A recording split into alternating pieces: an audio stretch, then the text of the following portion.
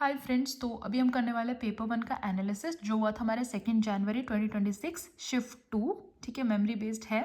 तो पहले question given है इसमें, which of the following is the correct method pair of learners and there primary characteristics. ठीक है, तो पहला क्या गिवन है इसमें, देखो, हियरिंग इम्पेयर्ड लर्नर्स, हियरिंग यानी किसी को सुनने में इशू हो, ठीक है, can not comprehend visual information. भाई विजुअल वो देख सकते हैं, उनको देखने में कोई इशू थोड़ी होगा, कान में प्रॉब्लम है, तो ये गलत हो गया। दूसरा है डायलेक्सिक लर्नर्स। डायलेक्सिक लर्नर्स में क्या होता है, lack reading and writing fluency. ठीक है, तो बिल्कुल ठीक है ये हमारा। थर्ड था क्रिएटिव लर्नर्स। ठीक है, क्रिएटिव जो होते हैं लर्नर्स उनमें क्या होता है, स्लो इन कंप्लीटिंग वर्क, हाइपर एक्टिविटी नहीं। ठीक है, अटेंशन डेफिसिट लर्नर्स यानी जो अटेंड मतलब कंसंट्रेशन जिनका नहीं हो पाता है, ठीक है, किसी चीज़ के ऊपर अटेंशन नहीं दे पाते हैं। High motivation can sustain attention for long periods of time, तो गलत हो गया यहाँ पे। ठीक है, तो B is the right answer.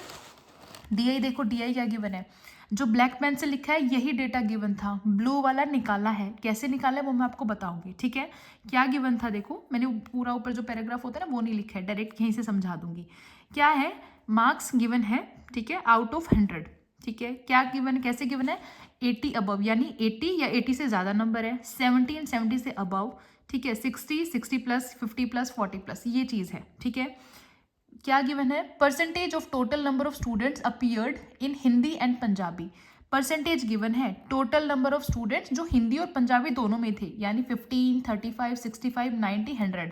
ठीक है, अब देखो कोई भी परसेंटेज अपने आप में 100 होती है, तो नीचे अगर 100 दिख गया ना तो समझ जाना कि इसका जो भी आंसर आएगा उसको इसमें से माइनस करना है। इसका अगर डेटा निकालना है तो इसको इसमें से माइनस करेंगे, मतलब इसको यहाँ से माइनस करना है। ठीक है, सीधी बात यह है कि नीचे वाले नंबर से ऊपर वाले को माइनस करना है, तब हमारा डेटा आएगा। पहले वाला बिल्कुल सही डेटा होगा, इसका निकालना है तो 35 में से 15 माइनस करना है, इसका निकालेंगे तो 65 में से 35 माइनस करेंगे, इसका निकालना है तो 90 में से 65 माइनस करेंगे। ठीक है, डेटा निकालने के बाद, ना कि परसेंटेज से ही। वो कैसे निकलेगा बताऊंगी। ठीक है, और क्या गिवन है, number of students appeared in Hindi. Hindi में जो बच्चे आए थे वो, देखो दो ही चीज़ें, दो ही सब्जेक्ट है, हिंदी और पंजाबी। हिंदी गिवन है, पंजाबी तो हम निकाल लेंगे इजिली। ठीक है, और ये हमारा हिंदी और पंजाबी दोनों का टोटल भी गिवन है। और क्या गिवन है क्वेश्चन में, total number of students who attended exam is 1200, ये गिवन है। ठीक है, क्वेश्चन में यही चीज, नो स्टूडेंट फेल, कोई भी स्टूडेंट फेल नहीं है, मतलब ये सारे पास हैं। Each student appeared in only one exam, हर एक बच्चा सिर्फ एक ही पेपर में था। ठीक है, ये नहीं कि ये दो दो पेपर का एक साथ आ जाएगा। अब करना क्या हमें, देखो टोटल गिवन है 1200। ठीक है, तो अब टोटल निकाल लेते हैं। पहले 15% निकालना है पहले 1200 का। क्या करेंगे, देखो यहाँ पे दिखा देती हूँ आपको, नहीं आएगा वो पेज इधर। ठीक है, यही बता देती हूँ, 15% ऑफ 1200, तो 15। ठीक है, नीचे परसेंट है तो 100 इंटू 1200। ठीक है, 0 से 0 गया, 15 इंटू 12, 5 टू जा 10, 2 1 2 3, 5 1 5, 1 1 1, 0 5 3 8 और 180। ठीक है, तो वैल्यू क्या आ गई हमारी, 180 यहाँ पे आ गई। ठीक है, फिर 35 की निकालो, ऐसी सबके निकाल के लिखनी है हमें पहले। ठीक है, ये देखो यहाँ दिखाते हो आप सॉरी, ये देखो 15 था, दूसरा 35%, 65 90 100 ये गिवन था, तो 15% निकाला, 1200 में से होगा टोटल सबका। ठीक है, तो 15/100 इंटू 1200 ये आ गया। 35 का निकालेंगे तो ये 65/100 इंटू 1200, ये जैसे पहले निकाला है ना, सारे निकालने हमें, निकाल लिए। अब वैल्यू आ गई ये, टोटल देखो नीचे वाला है ना 1200 आना चाहिए, क्योंकि टोटल है नीचे 100% है। 100% कितने थे वो बच्चे, 1200। ठीक है, अब क्या करना है, वैल्यू निकालने में एक्चुअल, तो ऊपर वाली तो बिल्कुल सही होगी, पहले वाली तो 180, दूसरी वाली 420 में से इसको माइनस करेंगे आ जाएगा, तीसरी इसमें से इसको माइनस करेंगे ये आ जाएगा, इसमें से इसको माइनस करेंगे ये आ जाएगा, इसमें से इसको माइनस करेंगे ये आ जाएगा। तो ये हमारी रियल वैल्यू आ गई टोटल। ठीक है, हिंदी एंड पंजाबी दोनों की वैल्यू आ गई 180 240, जो मैंने क्वेश्चन में लिखा है, ये देखो 180 240 360 300 और 120 टोटल वैल्यू आ गई। ठीक है, टोटल है हिंदी में, देखो क्या चीज़ गिवन है, देखो 108 224 424 554 और 624।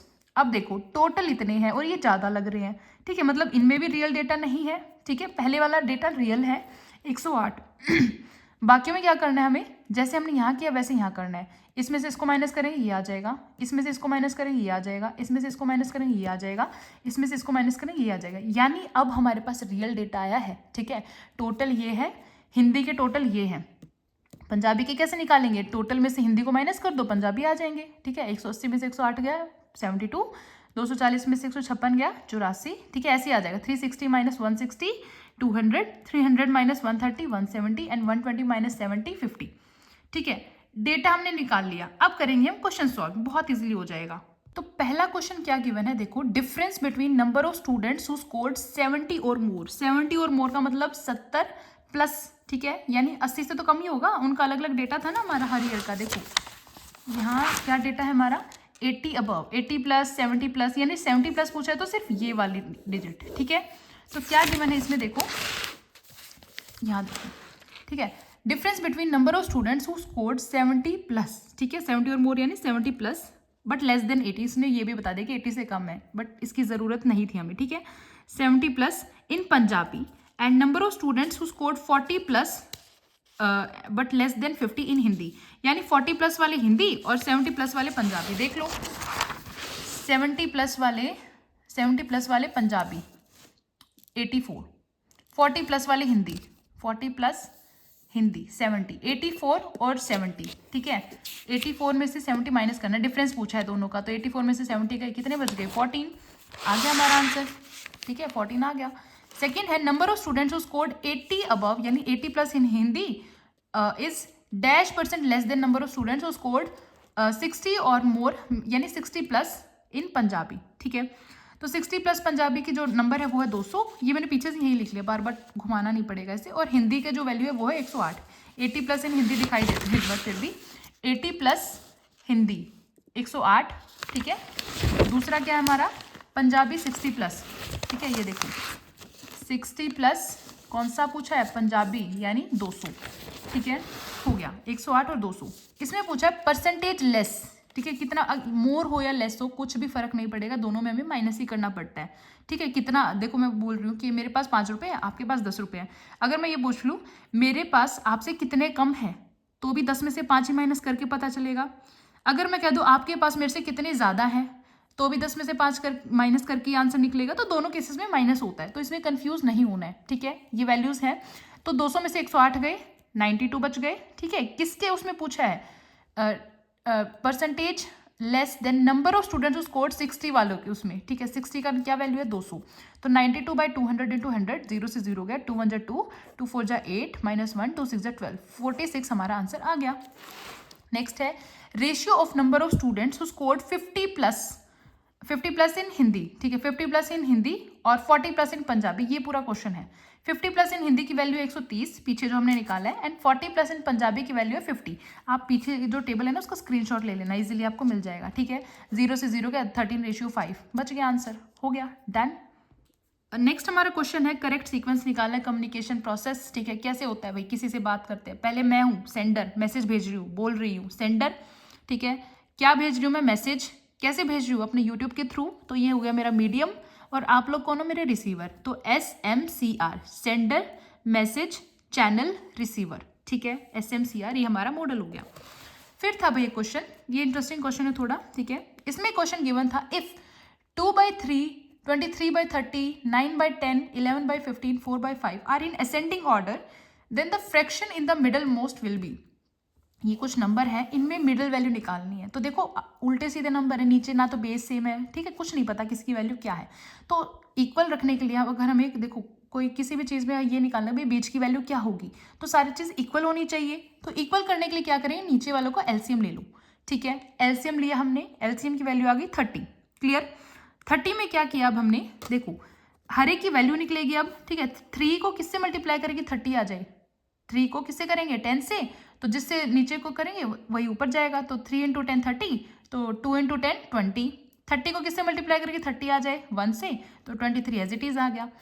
10 को किससे करेंगे 30 आए 3 से, तो 9 3 जा 27, 15 2 जा 30, तो 11 2 जा 22, 5 6 जा 30 होता है ना, हाँ 5 6 जा 30, तो 4 6 जा 24, ये आ गई वैल्यू, ठीक है। अब मिडल में वैल्यू कौन सी है, पहले तो इनको असेंडिंग ऑर्डर में लगाना है। सबसे छोटा नंबर है 20, फिर 22, फिर 23, फिर 24, फिर 27, 20 22 23 24 27, सबसे बीच में कौन सा है 23, तो हमारा आंसर है 23/30, डन।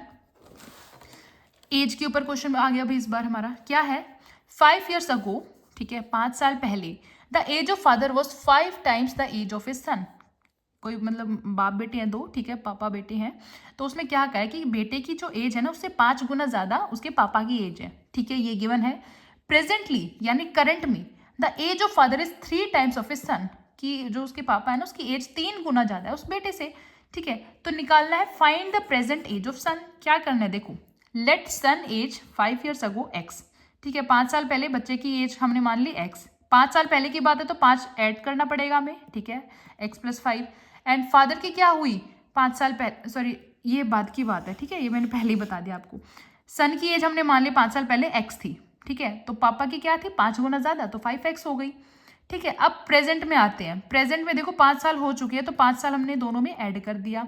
अब क्या गिवन है कि फादर की जो एज है ना वो 3x है बेटे की, ठीक है, तो इसको बराबर रखने के लिए क्या करेंगे, एक साइड तो फादर की एज रख ली, ठीक है, कितनी ज़्यादा है उससे 3 गुना, तो 3 को हम बच्चे के साथ लगाएंगे ताकि तभी बराबर आएगा, ठीक है।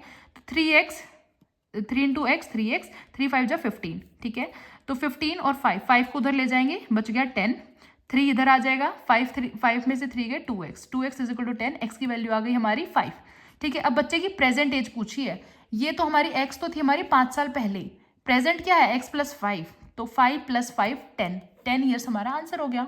नेक्स्ट क्वेश्चन अभी रिलेशनशिप पूछा हुआ है, ठीक है, स्टेटमेंट है ऑल SRP यानी ऑल वाला ये, और सम SR नॉट P यानी सम नॉट, ठीक है, all no some some not, in दोनों के बीच का रिलेशनशिप क्या कहलाता है, कॉन्ट्राडिक्टरी, ठीक है।